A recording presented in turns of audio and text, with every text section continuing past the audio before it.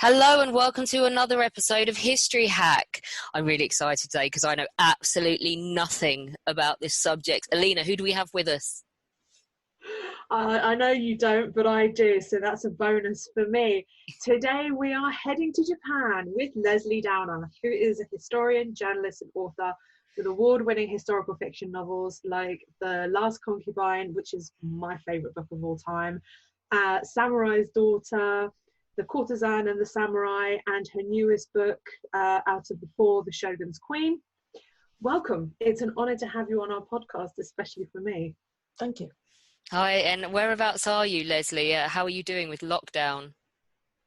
I'm in London. I'm in my study. Up the road is Hampstead Heath, but we can't go there anymore. It's not closed down, but we're advised not to go out. And I'm on a very nice little road full of extremely supportive people. We have a WhatsApp for the whole street, and so we're all keeping in touch. And it's not radically different from my normal life, which is sitting at home writing. Yeah, this is coming out as we ask historians this question repeatedly. We're being told it's pretty much just my normal life. But this WhatsApp group phenomena thing for the street, this is a wider spread thing because my best buddy Charlie has this going in his little cul-de-sac as well. And it's such a lovely idea that people would reach out to help their neighbours. It's absolutely amazing. I mean, there's lots of people that I didn't know before, and I now know all of them. And whenever anybody goes shopping, they always put a little message out saying, does anybody want anything? People are sharing food. Somebody used to work for a restaurant which closed down yesterday, and she somehow laid her hands on lots and lots of food, which she then distributed around the street. No, it's amazing. No, it is good. All out last night clapping, of course. Of course, we missed it because unfortunately we seem to have picked this exact time every week to record our Down the Pub show. But we are obviously, I mean, I'm an NHS responder volunteer, and I know Alina's in Poland, but we're all very proud of our medical teams and everything they're doing. I'm just down the road from the Royal Free, just down the road, which is there's a lot going on here. Let's talk about your books. Alina, kick us off. Before we do kick us off, I need to tell everybody here, I'm fangirling, and I know I'm fangirling. I don't care. I really don't care today. But I need to tell you all how amazing this woman is. Why, a couple of years ago, I really was struggling with a decision, should I do history or not? And I actually went to Lesley's talk, and she inspired me so much to go back to university. And she was so kind and so nice, and we've kept in touch ever since. And I love her books. I mean, if you're not picking up one of her books during this lockdown, then you are truly missing out in a beautiful world and a beautiful research book. So do it. Go. Amazon. Get on it now. But anyway, let's do a bit of history. Sorry. Are you finished? Yeah. Well, I'm finished. Thank you.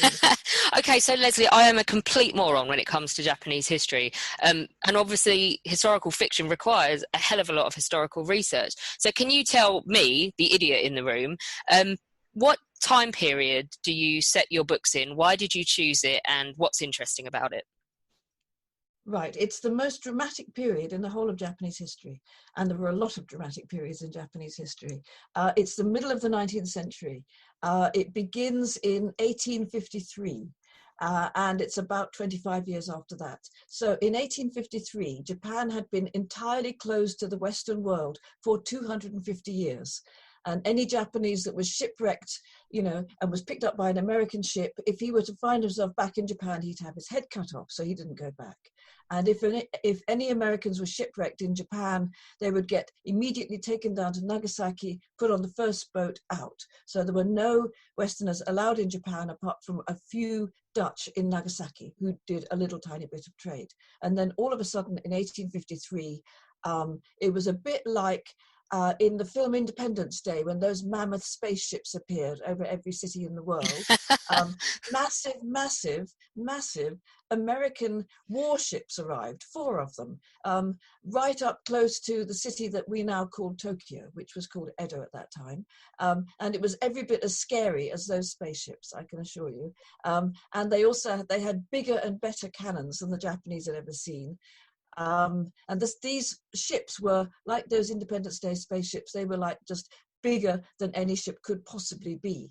And they basically forced, by brute force, they said to the Japanese, right, you are opening up to the Western world. You are going to allow us to come and dock in your ports. You are going to trade with us. And if you don't do that, we will blow you out of the water. So that's the beginning of that period. Very dramatic. That's and insane. How did the Japanese react to this? Did they not just go home and leave us alone? Who are you? It was, they knew who they were, because the point is there were 20 Dutch merchants who lived in Nagasaki, and they kept the Japanese abreast of what was going on in the outside world. So people in the outside world didn't know anything about Japan, but Japan knew about the outside world, and they knew that they actually knew some American ships were on the way, and they were extremely worried and scared. Some of them thought, well, this could be okay, but most of them thought, we can't fight back, which was absolutely true. We absolutely have to get in to let these guys do what they want to do, but they were very resentful. And the result was actually a sort of civil war in Japan.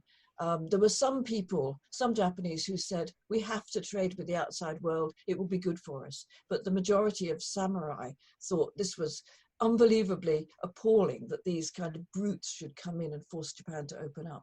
So what an absolutely fascinating time to set your books in. So what happens after they open up?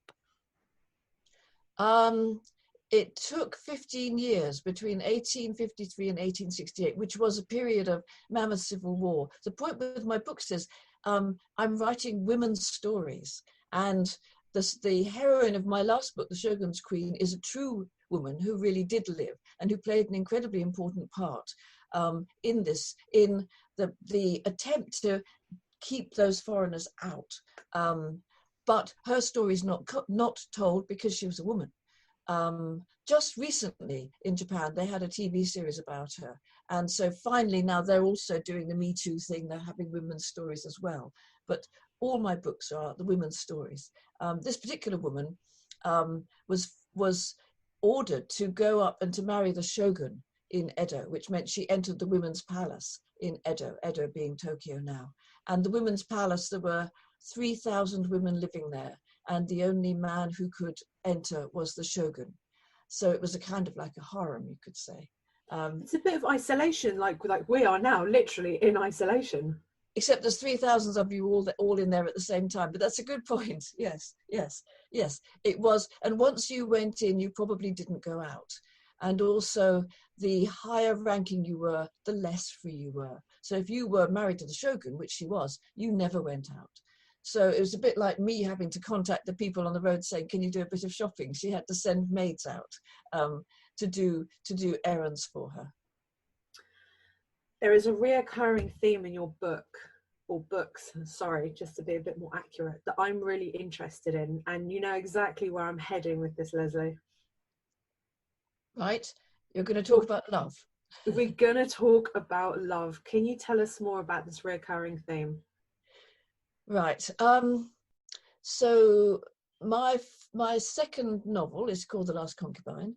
And when I wrote that was the first of the four that I wrote. And I made this discovery, which I thought was unbelievable. But it was that there was no word for love in Japanese until about 1880.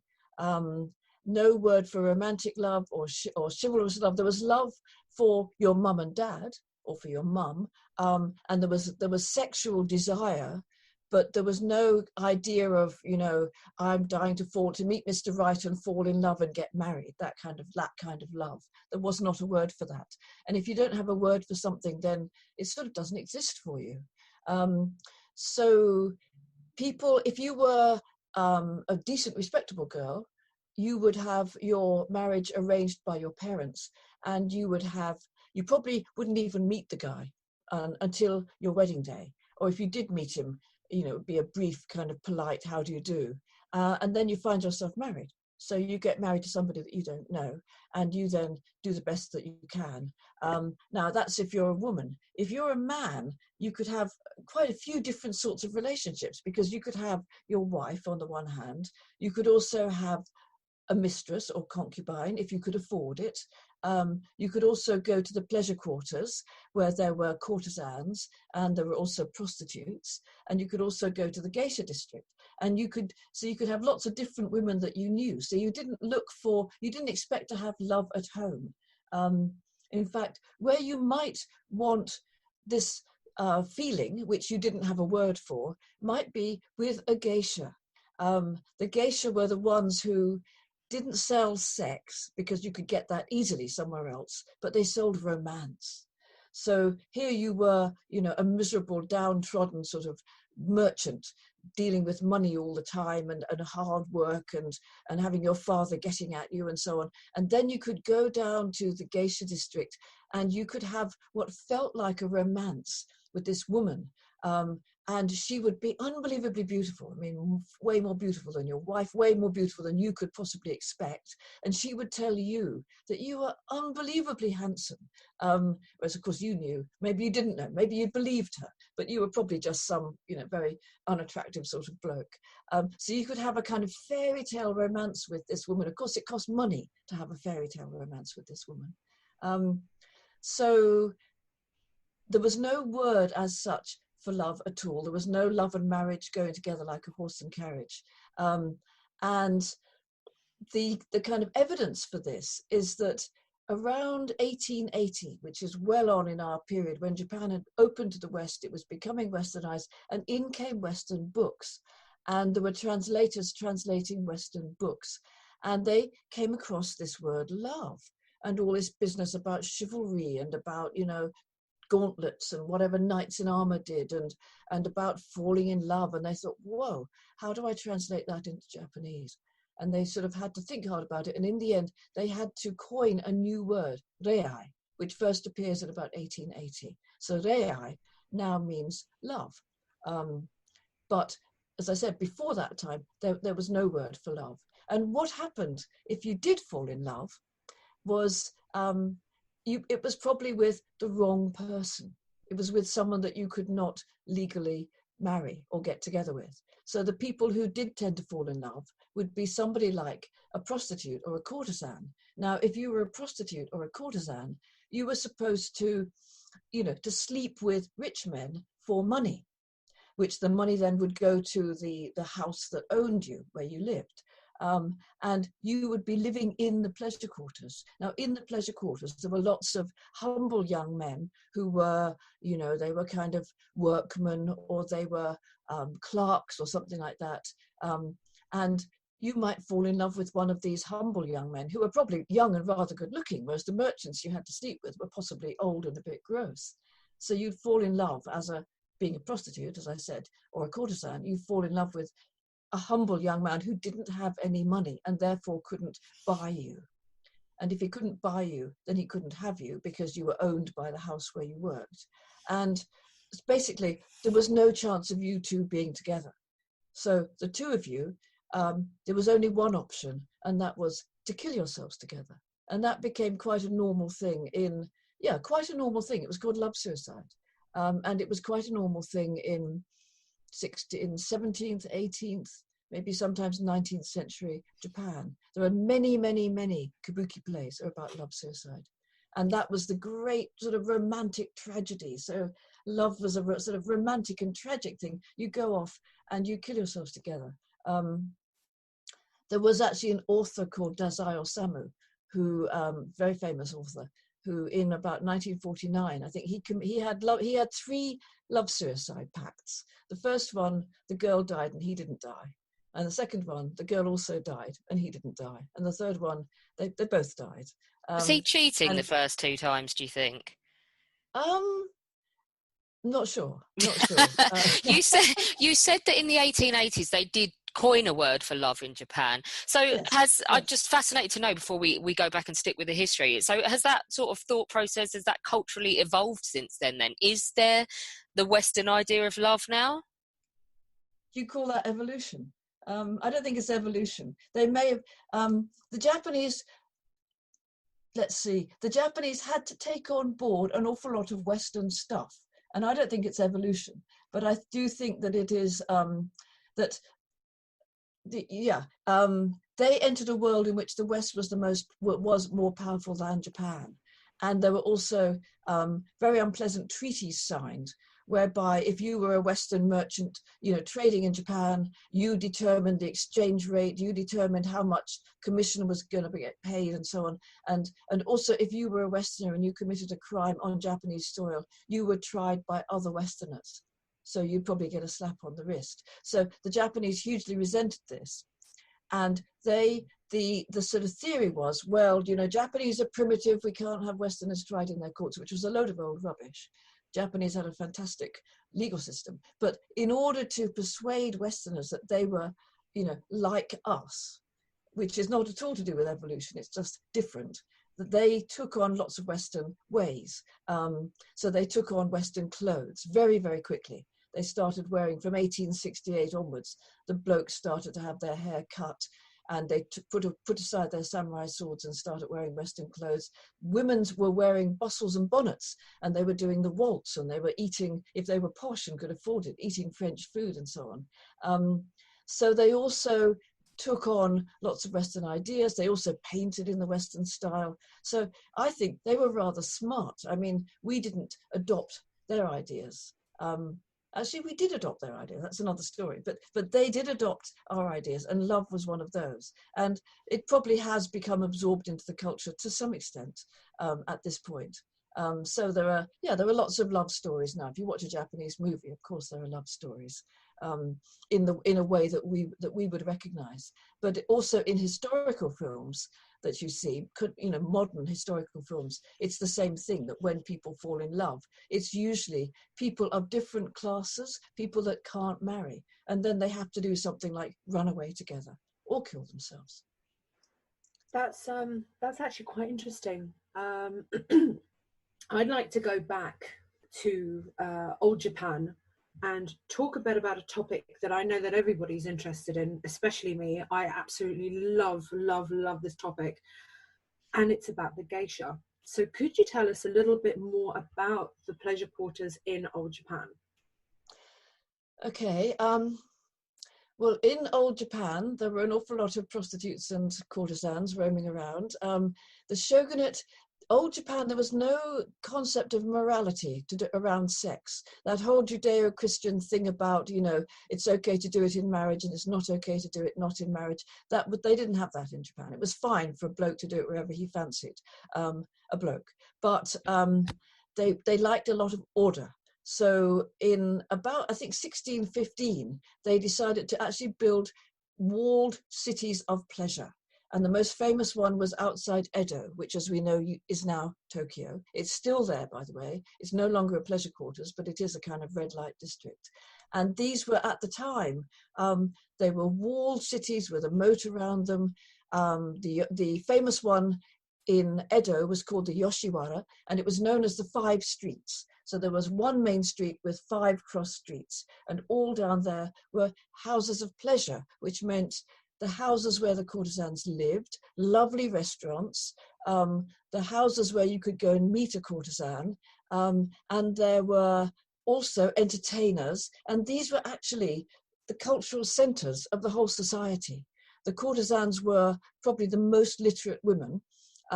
They were not, the top courtesans didn't have to sell sex. It was a kind of value-added thing. If you were available to everybody, then you couldn't charge much. So if you were, a rich young man and you wanted to have a night with a courtesan, you would have to go along to the Yoshiwara and you'd go and apply and say, I'd like to spend a night with either with one whose name you knew or not. Then they would say, well, you'll have to wait a bit. And you would go off to maybe a restaurant, and their entertainers would be sent to take care of you. Now, you would have to pay for the entertainers, you'd have to feed all the entertainers, and you'd have to be paying. So you'd have to be paying as much money as possible while you were waiting. And you might wait, say, 3 or 4 days. And then when you did finally get to meet the courtesan, of course, you're paying for every minute that you spend in her company. And you would do things like, you'd have a talk. She would be a brilliant conversationalist, very witty. Right, if you think about the courtesans of old Venice, like that, or of Paris, that sort of thing. She'd also she might be a poetess. I mean, they had salons sometimes. She might do a tea ceremony. In the early days, she might dance very beautifully, Japanese dancing. She might play a musical instrument. She might sing. And after all that, you had spent by then a lot of money, because all this little entourage you've gathered around you all need to be fed, and you also have to pay them. And then you try and find some polite way of saying, I wonder if I might possibly stay the night. And she might say, come back another time. And she could do that, and then you'd have to go home. And then and that would probably happen. And that would go on maybe 2 or 3 times. So you'd have to be very, very rich, or you'd just go bankrupt. And then if this top courtesan felt like it, and if you gave her enough presents and so on, then maybe you get to spend the night. And then little by little, the jobs separated. So the courtesans just became the ones who sort of sat and kind of presided and maybe bestowed sexual favors. And the job of entertainer was taken over initially just by men. And the word for the man was arts person. The word for arts is gay, and the word for person is sha. So geisha. And as I said, the very early ones were men. And then very quickly women took over around 1750. And soon geisha were women. So the geisha were the entertainers, while the courtesans were the courtesans. The courtesans were covered in makeup. They had these huge headdresses. Of course, they had black painted teeth. All adult women had black painted teeth. And the courtesans also had an obi, which is the kind of cummerband that you wear around your kimono. And theirs was tied at the front. And the meaning of that was that if you were very, very, very, very, very lucky, you might get to untie it. But the geisha, their obi was tied at the back, and they were legally not able to take the courtesans' customers. So from the very start, the geisha did not sell sex. They were entertainers, and they were professionals who were proud of their professional qualities, and who could actually make a living by being musicians and or dancers and or singers. And also, of course, they were great conversationalists. And just like you and me, that didn't mean they were all virgins. Of course, if they felt like having sex, they could have some sex, but they did not sell sex for a living, ever. So Lesley's basically dispelled a big myth for a lot of people there with the geisha, because I know quite a lot of people believe the opposite. I've given lectures about geisha for years. I mean, years and years. And I always say modern day geisha spend 5 years, like university, learning their skills, learning to dance. Their dancing is of a level with the Bolshoi ballet. We're talking professional dancing. And their singing is of a level with opera singers. You know, they are professionals. And I give these lectures, and after I've given the whole blooming lecture, somebody will stand up, usually a bloke in a raincoat, and will say, but do they have medical facilities like in Amsterdam? And I, for God's sake, what have I just been saying? You know? Lesley, talk to us. I think it's wishful thinking by men. That's my opinion. Men really want to think that somewhere in the world there are these nice, you know, little doe-eyed kind of brown women who are not like us rough, tough Western women, but are ever so nice and will do anything you like. Whoever thinks that has not also been to Asia, because they're not like that. They're just like us, just as tough. Talk to us about the geishas in World War II. Well, in World War II, rather as now, there was lockdown. So you eventually they had to stop operating as geisha. One thing they had to do, most of them had fabulous collections of kimono.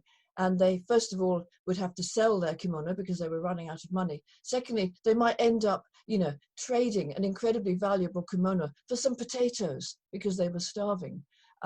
They also, many of them formed factories to help the Japanese war effort. And they went and worked in factories. And because they knew about fabric, they made hot air balloons. And the idea, I think, was to float bombs on hot air balloons from Japan over to America. I don't think it ever worked. But that was one of the things they were doing. But World War II pretty much brought the whole geisha profession to an end. Up until then, there had been, 80,000 some geisha, and the Geisha Heyday was actually the 1920s. After World War II, they kind of had to start all over again. I think it's going to be the same with us now, actually, that once this is over, we're going to have to start all over again, some things. But the geisha certainly had to get going again. And when they started up, the other thing that happened was in 1958, prostitution was made illegal, which only meant that it went underground. It didn't mean anything else happened. But that too affected, despite the fact they're not prostitutes, it did impinge on what geisha could and couldn't do. So modern day geisha are extremely different from geisha in the period that I write about, which is, before World War II. So you must have done a lot of traveling in Japan to do your research. Tell us a little bit about how you went about it. I mean, it's such a long way to go, and it's such an out there subject to pick. I mean, where do you go? Who do you speak to, and how do you do your research? Well, I went to Japan. All right, I'll just tell you. I went to Japan in 1978, and I lived there for pretty much 5 years at a stretch. And I lived in a city where at that time, as far as I knew, there were no other Westerners. 2 others turned up who became my friends, but that was it. So somebody could arrive at the station there. It was a proper city we're talking about, as big as Leeds or something. He showed up at the station and he said, where is the woman English teacher? And they sent him to the university where I was working. It was me. So there were no people to teach you Japanese, because there were no Westerners, but people couldn't speak decent English. When they did speak English, it was very, very stilted. So I learned Japanese very fast. I speak quite reasonable Japanese. I mean, I can interview in Japanese. It's not learned Japanese, it's picked up on the street Japanese. So I would say it's reasonably kind of colloquial. And also, I also did things like tea ceremony. So I know how to comport myself in Japan, which is very important. I know how to carry my body in the proper womanly way, and how to walk properly, and how not to be pushy and obnoxious, but to be sort of, to sort of hold back, which is it's much better. It's easier to operate if you're English in Japan than if you're American, because we're used to kind of holding back a bit. So this is all relevant. After that, I came back to England and I looked for ways to get back to Japan. And so I started writing. That's how it started. And I would get a commission to do books, sometimes to do journalism, sometimes. And I would then go back to Japan and spend as long there as I possibly could until my money ran out, and probably much longer than I actually needed to do the research, because a huge part of the fun of writing a book is the research. Absolutely. Also, when I'm in Japan, I mean, I know how it doesn't cost me. People think Japan's very expensive. I mean, if you know your way around, it isn't. It's just normal. Tell us about the coffee shop. Oh, all right. Well, this was when I was researching the book about geisha, and this is actually what I was just saying is extremely relevant, that I turned up in Kyoto and I was living in Kyoto, and I guess I didn't realize that this little oldie worldy area I was living in was actually one of the geisha districts. And I was trying to think of how on earth I could break into the geisha world, and I could see them walking around, but I knew that it wouldn't work to just barge up to somebody and start talking to them.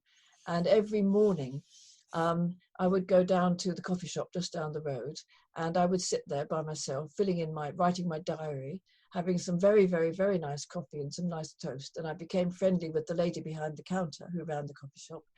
And there were all these women hanging out in the coffee shop as well, all sitting there reading their papers, often with curlers in their hair. It was about 11 o'clock in the morning. I'm a bit of a late riser.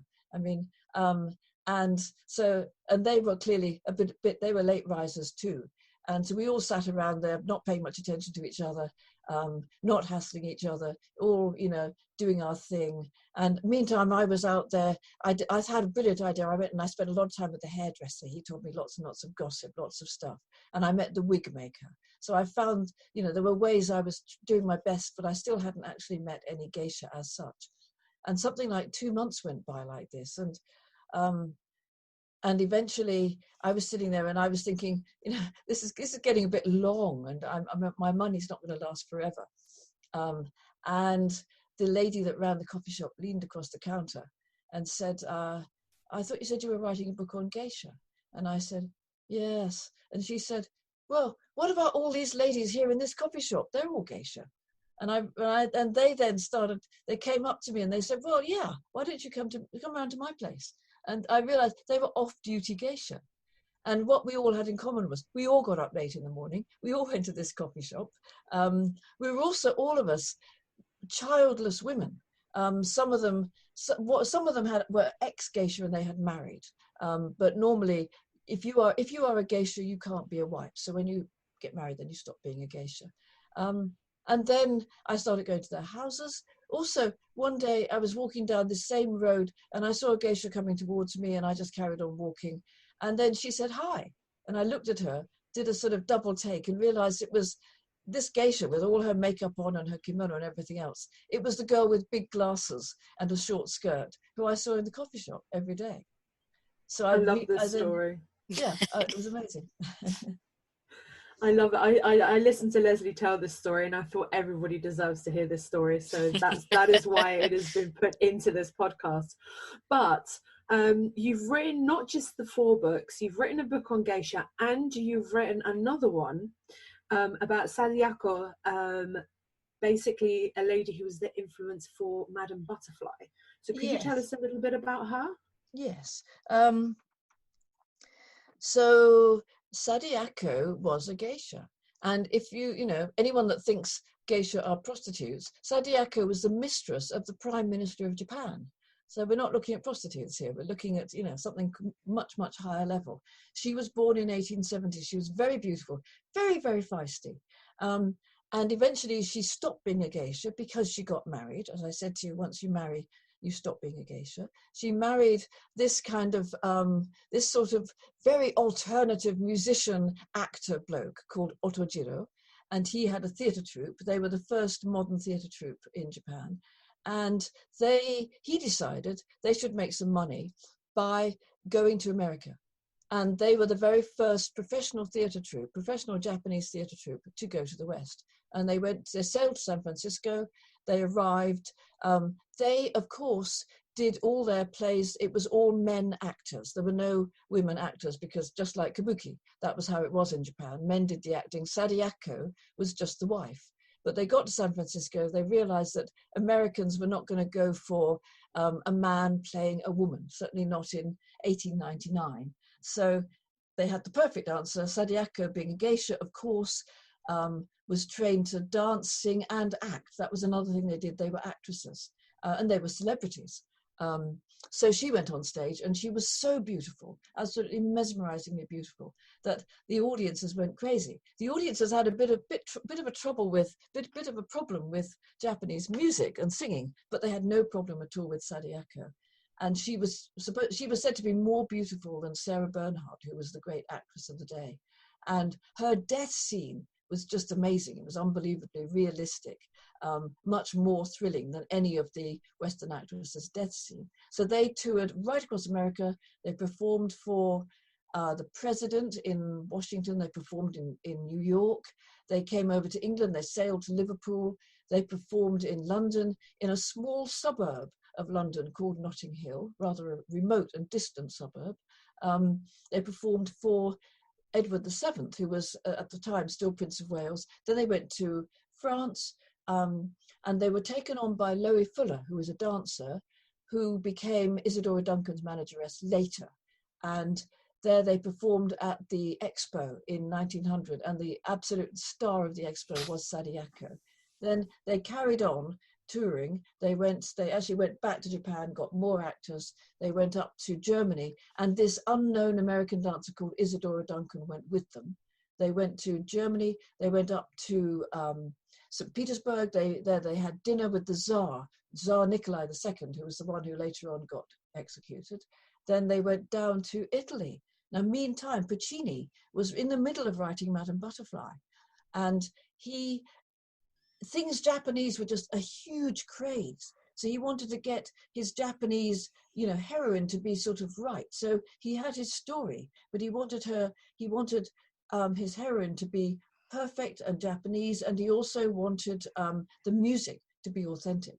And he went and saw Sadiako on stage in Milan. He went for 4 days. They did 3 performances a day. He was at every single one. He tried to find an interpreter, couldn't find one, so he couldn't interview her, but he saw her acting. And there were 3 different elements. One was her theme tune, which was a piece called Echigo Jishi, which she played on the koto, which is a kind of zither. He took that is in Madame Butterfly, that little kind of riff, and it is Madame Butterfly's theme tune. It occurs again and again. Secondly, they had cut their plays right down so that normally kabuki would last from dawn till dusk. They cut it down to 30 minutes with lots of fighting, lots of dancing, and usually almost everybody committing harakiri because they knew Westerners really liked that bit. So when the Italian critics saw these plays, they thought this is the way Japanese dramas are, and they said Japanese dramas rush to their end with terrible efficacy. And shortly after he saw these plays, remember that terrible efficacy, Puccini wrote to his publisher. At that point, they had 3 acts. He said, I want to cut out one of the acts. I want to have just 2 acts. I want my play to rush to its end, terrible and efficacious. So he took that from it. And lastly, the Italian critics Sadiako knew very well what her audiences liked. So she was the ultimate sort of feminine, sort of childlike, creature. The Italian critics and all the critics assumed that Japanese were primitive because they weren't Western. So they said, this primitive, childlike little creature. And then she turns when she kills herself with a savage cry. And so Puccini made sure that the libretto of Madame Butterfly, if you look at it, you'll see that Cho-Cho-san, Madame Butterfly, is she's childlike. She speaks with infantile grace. She says, we are a people, sort of small and humble. And then she turns, when she's told her child may be an outcast, she turns on Goro, the marriage broker, with a savage cry. So she has those same sort of primitive characteristics. So all this was Puccini's take on Sadiako, and it very much influenced Madame Butterfly. Of course, the key thing is that what the Italians seemed to get was that she was acting.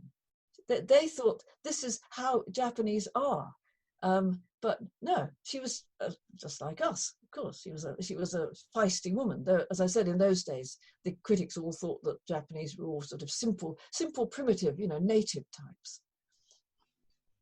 It's just mind-blowing. This is stuff that I know nothing about. Just your more recent work, have you not also been consulting on a ballet? Oh, yes. I've had lots of fun recently. Madame Butterfly comes out quite often, and whenever it does, I always have an article in the program. And I gave a talk at the Royal Opera House at one point. That was very thrilling, and was also on a panel at the English National Opera, actually less than a month ago, before we all locked down. Also, Northern Ballet came to me about 1.5 years ago. Northern Ballet is based in Leeds, and they said they wanted to do a ballet about geisha. So they had read my books about geisha, and they decided to do the story of Townsend Harris, who was the first Japanese consul. And he had a geisha called Okichi. So I was their historical consultant. They also had a marvelous screenwriter who put together the actual sort of scenario. And then they had unbelievably brilliant choreographer who turned it into a ballet, and a fantastic composer who made the music for it. So the first half of this ballet is the whole story of 2 geisha, it's pretty much true. One was the geisha of Townsend Harris, the other was the geisha of his secretary, Henry Huskin. And they were, of course, Townsend Harris, this is the American consul, demanded geisha, so he got them. And then he just sort of ditched Okichi, he ditched his geisha, and she ended up killing herself. So the first half of the ballet is about that. And then the second half of the ballet, rather like those Japanese films you sometimes see, the kind of ghost stories, she comes back as a ghost. And there's amazing choreography where all the ghosts, they come up. There's the day of the days of the dead, the festival of the dead in August, Obon, when your dead come back and you dance. It's not a sad time, it's a very joyous time. Your dead come back and join you and you all dance. And so in the ballet, you can see on stage, there are the ghosts and they're dancing. Of course, the living people can't see them. And you can see from the choreography that the living people can't see them. It's fascinating. I love that you found so many ways to express and get across all of this really tenacious research work you've done as a historian and researcher. You've managed to kind of present it in so many different ways and work with so many different mediums to get it across. It's amazing. Yeah, no, I've had a wonderful time. I love Japan. It's a great place, and it's maybe the same with everywhere, but the more you get to know about it, the more fascinating it is. And it's such an extraordinary culture. They've sort of kept their culture in a way. It's a very different culture, a very different place, and every aspect of it is beautiful and perfectionist. Quickly, just to finish up, Lesley, I'm going to ask you one quick question. Very, very, very quick. If you could go anywhere in Japan right now, where would you go? That's a very difficult question because I've been nearly everywhere in Japan and I love absolutely everywhere in Japan. I was just recently, this isn't quite the answer, but I was back in Kagoshima, which is like the Naples of Japan. It's tropical and there's a volcano, a live volcano in the bay with smoke pouring out of it, and black ash. And it sort of dumps black ash on the city. And you can sit in a hot spring up to your neck in hot water and you look out and you can be looking at this volcano which is pumping out black ash. That's pretty thrilling. I wouldn't mind being back there. Lesley, thank you so much for joining us to talk to us a bit about Japanese culture, Japanese history, and how you incorporate it into pretty damn good historical fiction. I know Alina's a massive fan and I will get my own hands on a book too as soon as possible. Thank you. Join us tomorrow when we talk to Peter Campbell to find out all about his work as an underwater archaeologist. It's amazing. He's basically Dirk Pitt. Don't miss it. Thank you so much, Lesley. It was absolutely an honour to have you on. Remember, people, stay safe and more importantly, if you can, stay at home. This is Nighthawk signing off.